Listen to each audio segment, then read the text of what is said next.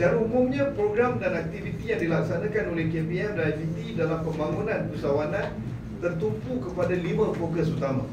Program pembudayaan keusahawanan, program pemantapan dan pengukuhan, program keusahawanan sosial, program pengukuhan kompetensi tenaga pengajar dan anugerah usahawanan. Ini berdasarkan plan sebelum ini. Tetapi dengan situasi terbaru dan dengan aspirasi TOT, saya fikirkan perlu kita membuat penambahbaikan terhadap dasar ini dengan memasukkan unsur-unsur yang telah saya sebutkan tadi. Impak pelaksanaan program dan aktiviti ini diukur melalui pencapaian KPI peratusan pelajar IPT yang didedahkan dengan ilmu dan kemahiran keusahawanan melalui pelbagai program pembudayaan dan aktiviti keusahawanan berstruktur. Bilangan pelajar IPT yang menjalankan aktiviti keusahawanan semasa dalam pengajian dan bilangan lulusan IPT yang telah mencuburi bidang keusahawanan sebagai kejayaan pilihan. I was not as fortunate as local students in local universities. I was sent by the government in early 90s to pursue my studies in Jordan, in Arab country. Then I was studying Islamic studies. Jadi ustaz lah. And still nowadays, there's some of my former students, the earlier students, they still call me ustaz. Jadi when I was there, we were not equipped with all these entrepreneurship skills. They never taught us. But I was very fortunate. Since the age of 15, I was exposed to live by my own, because my late grandparents died when I was only 12 and 13. They were the one who raised me up daripada kecil. So I refused to go back to my parents' house, and I chose to live with my auntie. Dekat situ saya mula berdikari. Bila after I finished my SRP, I decided to go to sekolah Arab, and the whole family rejected the idea. They thought it was crazy. Then nowadays people are rushing to send their children to Tafiz. But then, you know, late 80s, it was late 80s lah. Late 80s, I went to sekolah Arab despite being accepted to study in MRSM. So for my family, they said, oh, ini dah jadi ajaran sesat apa ni? Jadi gila apa ya? And I still remember how it was a bad thing lah. I koyak-koyakkan form MRSM, kata I don't want to go to MRSM. Accepted punya letter tu pun sebab nak masuk belajar sekolah Arab. So I decided to live on my own. So I need to earn money by my own. And even when I took SPM, I didn't attach to any school. It was a private punya belajar sendiri. But I still remember, I go to my sekolah agama in the afternoon. Pagi itu pergi berniaga. So you just name any sort of business I've gone through. Berniaga kerepek, berniaga kurma, berniaga muruku. I still remember, I used to do, you just imagine then I was wearing serban and jubah, but I took muruku from an Indian Hindu family. So when I first visited them, they were astonished. Kata, apa ni Pak Lepai ni datang ni rumah aku?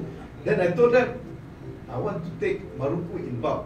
You just imagine with my C70, I took 2-3 bungkus besar, gigantic, definitely taller than me. Jadi, you know, just imagine naik C70 with my head only on top of the maruku, lot of marukus on my back. Balik malam-malam, I spent 2 hours to study. The remaining hours to repack the maruku kecil-kecil. Early morning sell it to stores, to canteens, and sell it to the students, and sell it to the asrama, to the hostels. Jadi benda tu, the entrepreneurship skill was imbued in me since the very beginning for survival. But I was spoiled. After I received good result of SPM, I received JPA scholarship to go to Jordan.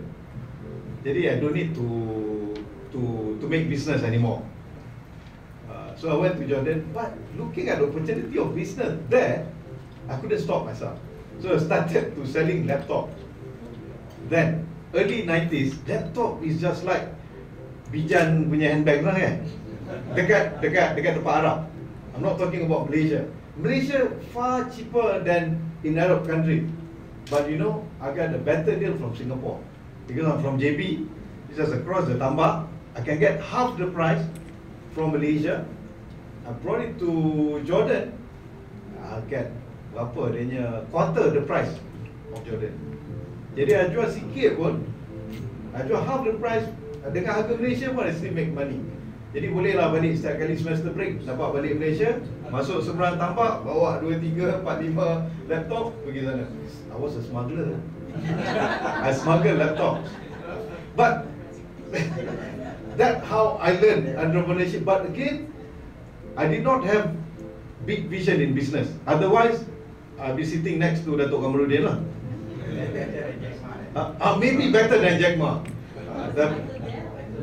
Michael Dell, yeah. But I ended up being an ustaz. Some of my friends, they were creative enough and they were destined to be entrepreneurs. Ada yang macam-macam lah berniaga. But I ended up being a lecturer, university lecturer. Then now I ended up furthermore things that I never dreamt then. But anyway, jadi itulah yang saya belajar. Dan saya rasa bagi anak-anak kita di IPT pada hari ini, mereka lebih bernasib baik. Kerana apa? Ada diajarkan tentang entrepreneurship. Persoalannya, adakah mereka mengamalkannya? Maka di sinilah yang kita dapati, kita perlukan bantuan daripada orang-orang yang telah berjaya seperti datuk-datuk, saksi-saksi, tuan-tuan dan puan-puan sekalian, untuk membantu anak-anak kita. Mungkin saya lihat pada waktu itu, ialah setiap orang mempunyai impiannya.